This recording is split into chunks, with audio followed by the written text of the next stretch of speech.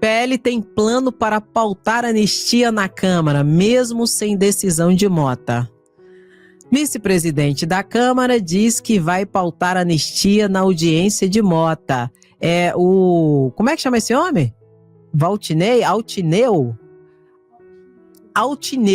O Altineu, bolsonarista, ele é vice-presidente da Câmara de Deputados Federais. E de vez em quando ele ocupa a chefia da Câmara de Deputados Federais, notadamente quando o Hugo Mota viaja. Aí ele que ocupa a mesa diretora, ocupa a pauta e tal coisa.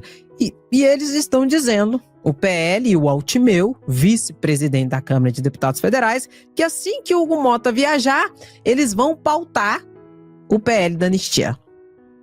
Entendeu? Hugo Mota, tu tá frouxo mesmo, hein? Não mandem mais nada, né? Mas eu acho pouco. Passa pano pra cretino, passa vergonha e ainda é desmoralizado desse jeito na cara dura. Mas não tenho dó, não. Eu acho pouco. E daí, Andréia? Gente, por favor. Anistia. Não tem anistia. Acabou. Isso é conversa pra boi dormir e tocar gado. E se porventura a Câmara aprovar uma situação dessa, ou o Senado aprovar também, né? Porque tem lá o senador que quer aparecer também, o Cláudio Viana, que eu mostrei ontem, que também apresentou um PL para anistia, que na verdade não é perdão de crime para nenhum golpista, é na verdade diminuir pena, esse trem, tal e coisa. Se o Supremo derruba, é inconstitucional, entendeu?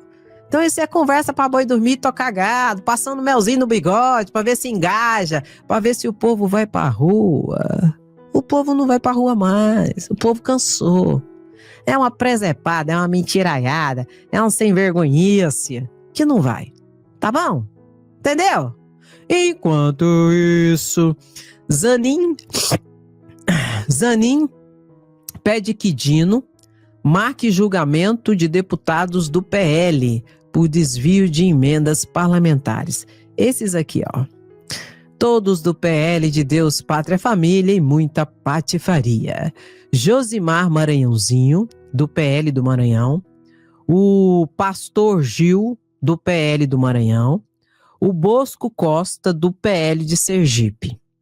Todos esses aqui estão sendo processados pelo Supremo Tribunal Federal pelo crime de organização criminosa e corrupção. E Cristiano Zanin pediu para Flávio Dino marcar a data de julgamento final, tá? O Procurador-Geral da República pediu a condenação deles pelos crimes de corrupção e também por organização criminosa. O Supremo Tribunal Federal acabou de intimar esses três aqui, deputados do PL, para que eles, em 5 dias, apresentem as suas alegações finais. Com isso, Flávio Dino já vai marcar a audiência final, de julgamento final, onde a primeira turma vai decidir o futuro desses 3 deputados federais, todos do PL de Bolsonaro. Não somos mãe de Ná, mas já te digo de plano, serão condenados e vão para a cadeia. Como que funcionava o esquema de corrupção e organização criminosa perpetrada por esses 3 deputados? O que eles faziam? Eles pegavam 25%, é o que eu chamo de rachadão. Tem a rachadinha, né? Que a gente sempre lembra do Flávio Bolsonaro, que você contrata lá os seus servidores e assessores, que todo deputado, senador, todos, prefeito, vereador, todos, têm direito a uma quantidade de assessores, que tem o cargo, tem a remuneração, tudo estabelecido em lei e pagos com dinheiro público. Aí a rachadinha o quê? O parlamentar contrata o assessor e fica com parte do pagamento dele. Essa é a rachadinha, que também é corrupção, peculato, etc e tal. E sempre que a gente fala de rachadinha, a gente lembra, não sei por quê, Central, do Flávio Bolsonaro. Agora tem uma nova modalidade, que eu chamo de rachadão, que é o que ocorre, só que com emendas parlamentares.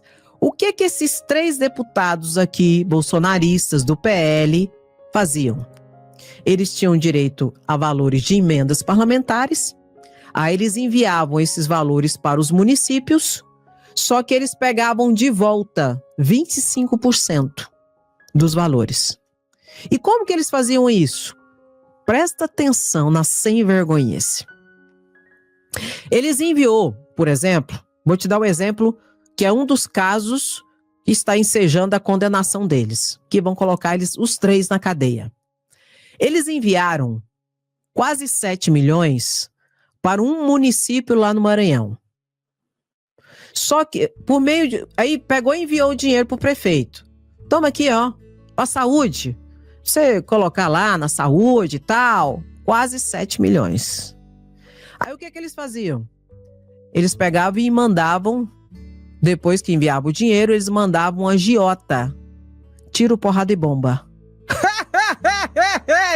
Depois o povo fala que bandido bom é bandido morto. Aí eles mandavam um agiota, tiro, porrada e bomba, ir lá no prefeito e falar: prefeito, me devolve os 25% da emenda de quase 7 milhões que os deputados te mandou. Como você sabe, né? Eu sou representante deles e o senhor tem que me devolver 25%. Desse jeito. E se o prefeito não devolvesse, o pau quebrava, até ameaça de morte e tudo mais. Aí o que aconteceu? Um prefeito denunciou. Um prefeito denunciou todo o esquema, falou: tá aqui, ó, eu recebi, a prefeitura pegou quase 7 milhões e eu injetei na saúde assim. Aí veio o agiota deles e me coagindo, me ameaçando, querendo 25%, e é isso que eles fazem em todos os municípios. E eu não vou pagar. E eu tô fazendo a denúncia aqui, ó, todos os documentos, todas as provas, tudo tal e coisa.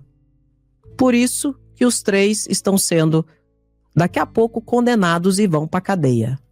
O agiota, o contador, vários, tem assessor envolvido, e esses 3 deputados federais.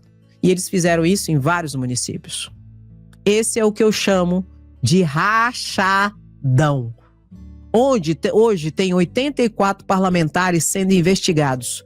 Flávio Dino pediu abertura no mês passado de mais 92 inquéritos policiais. Esse é um dos motivos também porque Brasília está estremecida. Além de todas essas operações, que eu vou te falar de uma específica agora, existe ainda essa situação das emendas parlamentares. E os 3 que serão condenados e vão para a cadeia serão esses 3 deputados federais do PL, de Valdemar Costa Neto e de Bolsonaro. Bandido bom é bandido morto, Andréia? Não. Na verdade, parece que, para essa galera aí, bandido bom é bandido blindado. Porque eles tentaram aprovar a PEC da blindagem. Nicolas Ferreira, Gustavo Gaia, Bia Kicis, Van Hatten e todos esses outros bolsonaristas que dizem bandido bom é bandido morto, na verdade tentaram blindar os bandidos. Você lembra, né? Pois é essa a situação. E daqui a pouco eu acho que inclusive vai acabar esse ano ainda esse julgamento, viu? Eu acredito que o Supremo Tribunal Federal não vai deixar para o ano que vem o fim desse julgamento desses 3 deputados federais do PL. Serão já condenados esse ano ainda. Não vai ficar pro ano que vem, não. E vão pra cadeia. Vão pra cadeia. E é interessante, né? Eu quero aproveitar essa explicação para falar de Alexandre Ramagem. Muitas pessoas estão me perguntando: André, Alexandre Ramagem não foi cassado, não sei o quê. Deixa eu falar uma coisa pra vocês. Já tá cassado. O Hugo Mota, o frouxo, porque o Hugo Mota agora tem que ser isso, não é Hugo Mota mais, é Hugo Mota, o frouxo. Ele tem que caçar. Quando a pessoa é condenada a pena privativa de liberdade e tal, uma consequência da pena, se ele é deputado, se ele é senador, se ele é o que for, É a cassação, é a perda do mandato dele. Isso é uma consequência da pena. Aí o Hugo Mota fica lá com aquela patifaria dele, com aquela palhaçada dele. Só pode ser muito frouxo um cara desse. Tenha santa paciência. Aí você fala, não, André, ele não é frouxo não. Você vai me desculpar, mas é. Porque é o seguinte, se ele fosse um cara realmente correto, ele só assinava conforme decisão judicial, condenação, consequência da pena, cassação, tá cassado, ponto. Passa pro próximo. Eduardo Bolsonaro não foi condenado ainda não. Então ainda não vou falar nada não, de Eduardo Bolsonaro não. Mas eu vou falar, já devia ser cassado também. Mas ele não foi condenado, ele é denunciado, por enquanto. Carla Zambelli, tá condenada, consequência da pena, cassação, tá cassada, ponto, passa pro próximo. E aí, e assim vai. E ele não faz isso. Ele não fez isso, gente, nem em relação ao ex-deputado federal Chiquinho Brazão. Ele deixou toda essa galera, e vai deixar toda essa galera, pelo que parece, ser caçada, não por falta de decoro, entendeu? Por falta de ética e moral. Ele vai deixar ser caçado por falta. Por quê? Porque é frouxo. Não tem outra palavra. Não tem outra definição.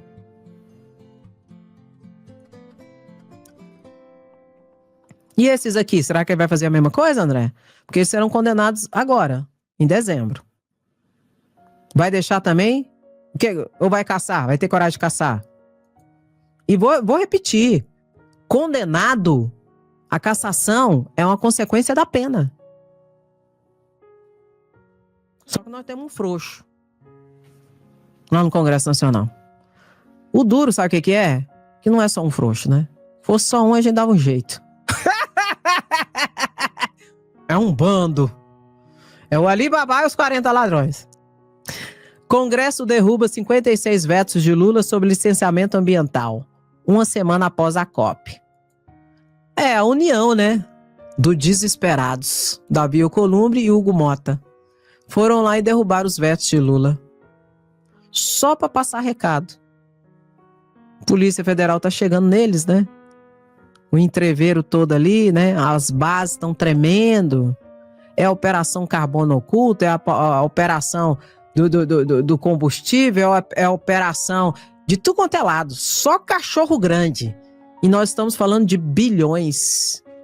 Onde tem envolvimento de político. Não tem como não ter, gente. E eu separei aqui agora uma operação específica. O que eu poderia falar do Banco Master e de possíveis suspeitas em relação ao governador do Rio, governador do DF, governador Tarcísio, tem essa situação, carbono oculto, Faria Lima, grandes empresários que têm ali contatos com políticos, todos cachorro grande de Brasília. Mas ontem teve uma operação, né? A operação, como é que chama? Refit, essa aqui, ó. Ela, em relação a Refit. Presta atenção nisso aqui, gente. As fraudes atribuídas ao grupo Refit, dono da refinaria Manguinhos, do Rio de Janeiro, chegavam a 350 milhões por mês e envolveram importadoras, distribuidoras, formuladoras, postos, fundos de investimento e empresas de fachada no Brasil e no exterior. Em apenas um ano, segundo a Receita Federal, o conglomerado movimentou 70 bilhões de reais. A operação mobilizou mais de 600 agentes e teve 190 alvos, com 5 estados, incluindo São Paulo, Rio de Janeiro, Minas Gerais, Bahia e Distrito Federal. 350 milhões. É muito dinheiro. É muita coisa. Sabe o que é isso aqui que eles acharam ontem? Adivinha o que é isso aqui, gente? Isso aqui é um monte de dinheiro que eles encontraram e na casa do dono da Refit. E um monte disso aqui, ó. Milhões e milhões. Isso aqui são sacos de pedra de esmeralda lapidados. O esquema é pesadíssimo. E já tentaram pegar e fechar essa refinaria. Porque todo mundo sabe no Rio de Janeiro que é só de fachada. Um procurador-geral de justiça do Rio de Janeiro foi afastado do cargo porque ele tentou enquadrar o dono dessa refinaria. E ele foi afastado do cargo. E quem indica, André, e afasta do cargo procurador-geral de justiça? Governador do estado. Entendeu? Tá pegando código, meu lindo e minha linda? Ah, tá. Mas não é só isso, não. O dono da Refit, que é dono de mais 188 empresas no Brasil. Ele tem quase 200 empresas. Esse aqui, ó. Esse. O Ricardo Magro. Ele tem quase 200 empresas. E ele é dono da Refit, que por mês movimenta 350 milhões de reais. Mais uma curiosidade. Antes do Magro, Ricardo Magro, ser tão poderoso assim, ele foi advogado de um político. Adivinha? De quem?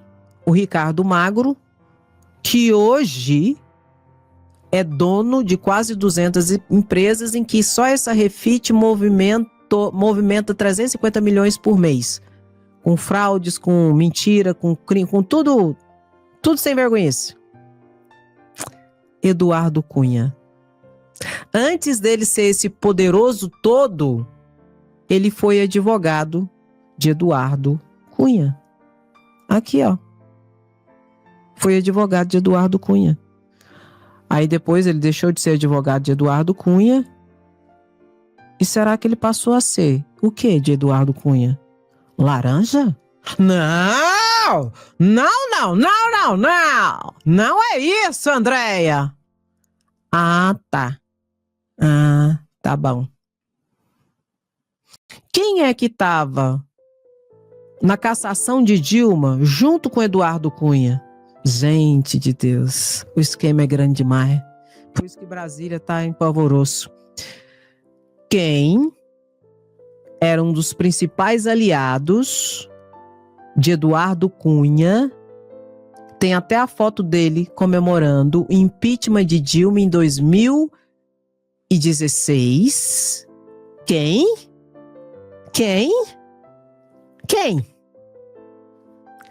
Hugo Motta. Ah! Hugo Motta, Andréia.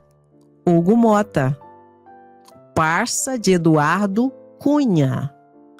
Inclusive, Eduardo Cunha, ele anda lá na Câmara de Deputados Federais como se ele tivesse um gabinete. E, na verdade, ele usa um gabinete, que é da filha dele, a Dani Cunha. E você sabe aonde foi Hugo Motta, mês retrasado, para pedir conselhos de como ele deve agir enquanto presidente da Câmara de Deputados Federais? Foi pedir conselho para Eduardo Cunha. E eu vou repetir. O dono do conglomerado de quase 200 empresas, cuja Refit é uma delas, lá no Rio de Janeiro, que movimenta essa empresa, só essa empresa aqui, ó, 350 milhões por mês, o dono, aqui o Magro, Ricardo Magro, antes de tudo isso era advogado de Eduardo Cunha. Parece ser laranja, parece. E um dos principais aliados de Cunha sempre foi Hugo Motta. Será que isso explica alguma coisa, Andréa? Eu que te pergunto. Eu não posso afirmar nada. Mas a partir dessa configuração, fica parecendo que o Ricardo Magro não passa de um laranja. Aí você fala assim, André, laranja de quem? Só de Eduardo Cunha, que não é. Pega o código, meu querido, minha querida! Mas é claro que eu não estou afirmando. Mas que parece. Aí, diante disso que eu estou te explicando, que é só uma das operações que a Polícia Federal está fazendo. É só uma. Tem um monte de operação aí, de gente muito poderosa. Essa eu estou te dando um exemplo de uma. Será que isso explica agora o que está acontecendo no Congresso Nacional? O que está acontecendo em Brasília? Tentando sabotar o governo Lula? Porque a Polícia Federal é vinculada ao Executivo. É, André? É. A Polícia Federal é vinculada ao Executivo. E a Polícia Federal do Brasil nunca, na história do Brasil, agiu tanto para pegar a elite dos cachorro grande, do baronato, da bandidagem, da criminalidade no Brasil. Eu acho que isso explica o que está acontecendo em Brasília. Onde até o Senado, que tinha uma postura mais adulta, diziam assim, ó, a Câmara de Deputados Federais é um bebê birrento e o Senado é um jovem quase adulto, porque tinha uma postura mais tal. Agora até o Senado entrou nessa onda junto com o Hugo Mota, de tentar sabotar o governo, de tentar derrubar o governo, de tentar aprovar pautas bombas, não sei o quê. Será que não é uma tentativa de chantagem, de intimidação do governo federal para ver se tenta fazer alguma coisa para parar a Polícia Federal? Não sei. Mas que a partir dessa configuração de uma só investigação e inquérito policial que está em tramitação, que parece. Porque, vou repetir, Brasília tá um pavoroso. Tem gente ali que tá... Meu pai, que é isso? Oi? Que foi? É sua sombra que tá assustando até com a sombra. Por quê? Porque o rabo é grande. É muito grande. E a Polícia Federal tá, ó, pisando nos rabos. Meu querido.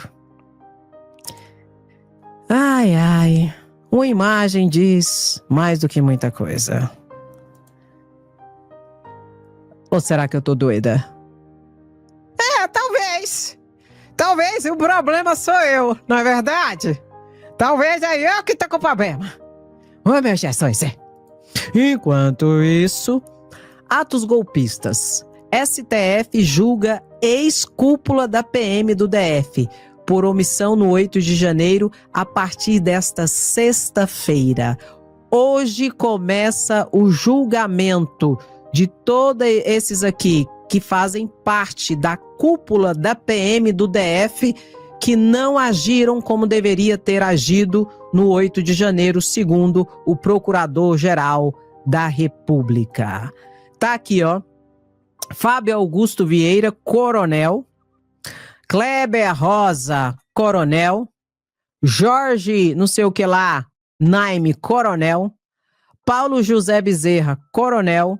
Marcelo Casimiro, coronel. Flávio Silveira Alencar, major. E Rafael Pereira, ele é tenente. Todos esses aqui, 7, são réus por omissão nos atos golpistas de 8 de janeiro de 2023.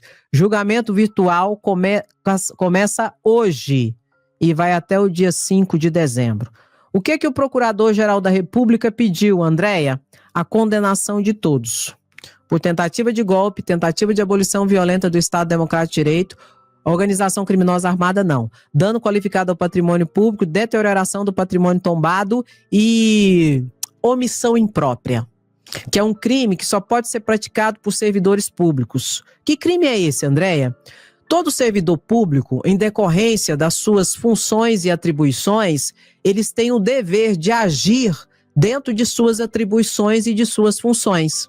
Se eles não agirem diante de uma ocorrência que requer a sua atividade, o exercício da sua função, se ele se omitir, ele responde por esse crime, que é o crime de omissão imprópria. É quando o servidor público tem o dever de agir e simplesmente se omite e não age. Então, o Procurador-Geral da República, Paulo Gonet, pediu a condenação deles por esses 5 crimes. E agora, a primeira turma do Supremo Tribunal Federal, começando o julgamento hoje, vai decidir se esses serão condenados ou não. E como funciona, Andréia? Militares da PM é igual o militar das Forças Armadas? A questão do STM, da perda da patente, da declaração de indigno, é do mesmo jeito? Não, não é do mesmo jeito. Vou te explicar. Em se tratando de militar da Polícia Militar, não tem julgamento pelo STM a posteriori. O que o Supremo decidir, está decidido. Na questão da perda da patente e da expulsão da Polícia Militar, e inclusive da perda da aposentadoria. E isso aqui, para eles, é consequência da pena. Oi, Andréia? É consequência da pena. Se eles forem condenados, eles perdem a farda, perdem a patente e perdem também salário ou aposentadoria. É consequência da pena, no caso do militar da polícia. Militar das Forças Armadas, se eles forem condenados a uma pena privativa de liberdade superior a 2 anos, aí a perda da patente e a declaração de indignidade depende de um julgamento específico no STM, no Superior Tribunal Militar. Não obstante todas as outras consequências, prisão, condenação, esteja adstrito ao judiciário aquela corte que decidiu. No caso aqui do Supremo Tribunal Federal, que ninguém pode derrubar. Nem tampouco o STM, que é uma corte inferior ao Supremo. Entendeu? São tratamentos jurídicos distintos, porque são militares de forças distintas. Um é polícia militar, outro faz parte das Forças Armadas. Entendeu, meu lindo? Resumo da ópera, Andréia. Se eles forem condenados, estão lascados. Perde farda, perde patente, perde salário, perde aposentadoria. Perde tudo. Ponto. O militar das Forças Armadas, ele perde tudo, mas a esposa continua com o direito de receber a pensão deles, porque eles passam a ser considerados mortos-vivos.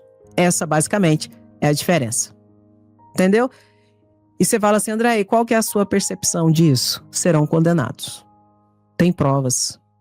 Eles faziam parte de grupos de WhatsApp, de Telegram, onde eles deixaram lá provas de que não agiram consciente. Ou seja, eles não agiram de forma dolosa.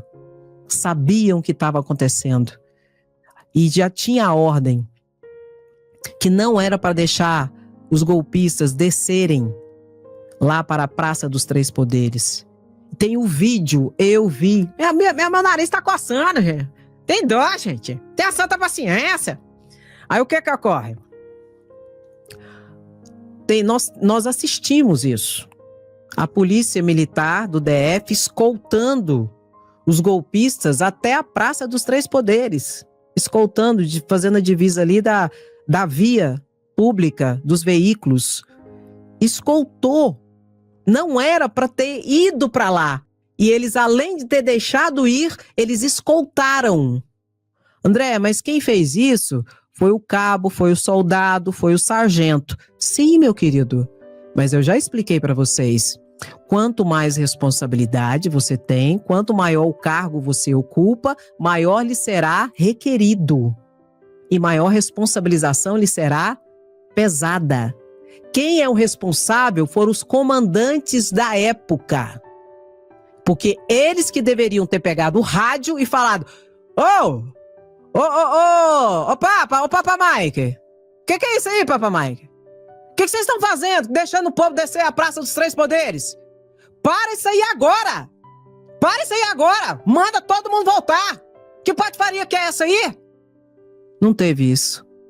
Eu assisti pela televisão. Você assistiu e eles também assistiram. Por isso que o secretário de Segurança Pública, à época, Anderson Torres, pegou 24 anos de cadeia. Porque é uma questão hierárquica. Ele pegou 24 anos de cadeia. Esses coronéis aí devem pegar 20 a 14 anos. Porque é uma questão hierárquica. Por isso que Bolsonaro pegou 27 anos, porque ele era o chefão. Você tá entendendo? É tudo uma cadeia. E não tem como eles não serem condenados. Central, liga o ar aí, por favor. O trem esquentou aqui agora. O trem tá quente. Que hoje é sexta-feira. Central, eu quero vale pra tomar meu suco, comprar meu frango. Porque não é possível que eu trabalhe a semana toda e não tenha direito a um vale pra comprar um frango pra comer no domingo. Solta o vale aí, pelo amor de Deus. Entendeu, meu lindo? Então serão condenados. Isso é... Não tem como. Agora, vou falar uma coisa pra vocês. Ei! Pode fugir. Já tô avisando. Pode fugir. Como Alexandre Ramagem fugiu. Porque eles vão pegar penas também que vai ser privativa de liberdade. Acima de 8 anos, inicialmente você cumpre a pena preso. Regime fechado. E pode fugir. Já estamos avisando aqui, para depois não falar que a gente não avisou. Estamos avisando. Daqui a pouco vai fugir. E depois não adianta chorar o leite derramado, não. A intenção é não deixar o leite derramar. Porque depois que derramar, aí fica essa presepada aí, que nem o Alexandre Ramagem. Vai ser um custo para pegar ele. Vai ser fácil, não. Ainda mais com dona de tranqueira lá na presidência. Carla Zambelli daqui a pouco será extraditada, né? Dia 4 vai ser a audiência dela. Ia ter ontem a audiência. Aí eles pegaram e anularam a audiência lá, porque teve um grupo que entrou em greve lá de servidores. Aí eles colocou pro dia 4 a audiência dela. Zambelli tá presa e será extraditada. Isso é tranquilo. Agora o Ramagem, vamos ver o que vai dar. Alexandre de Moraes já pediu para a entrada do processo de extradição dele. Prisão já foi decretada e vamos ver o que vai dar. Porque dono tranqueira, eu não sei se ele vai colaborar, não. E a justiça lá, eu nem sei se é independente mais. Porque se ela for independente, vai decretar a prisão dele e a extradição dele. Mas até lá, o filho da mãe vai continuar tentando e atazanando. Porque todo dia agora ele faz um videozinho. Igualzinho o Eduardo Bolsonaro. Que é uma vítima, que é não sei o quê, tiro, porrada e bomba, mas fugiu. Frouxo igual Eduardo Bolsonaro, né? Ah, tem a santa paciência com esse povo também. Tem dó. Olha aqui, ó. Eles deixaram acontecer isso aqui, ó. E agora vão responder pelo que...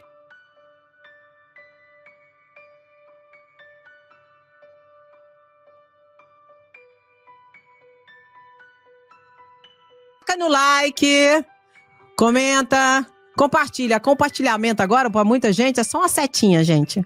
Você vê uma setinha lá, você clica lá, que é o compartilhamento. Mas de toda monta, no primeiro comentário, eu vou deixar agora, acabando a live, eu vou deixar o link pra você compartilhar. Tá bom? Nós somos Resistência, coloca lá no seu WhatsApp, tá tudo bem, tá tudo muito numa boa. Quem gosta, gosta, quem não gosta também tá bom também. Não se preocupe, não se preocupe.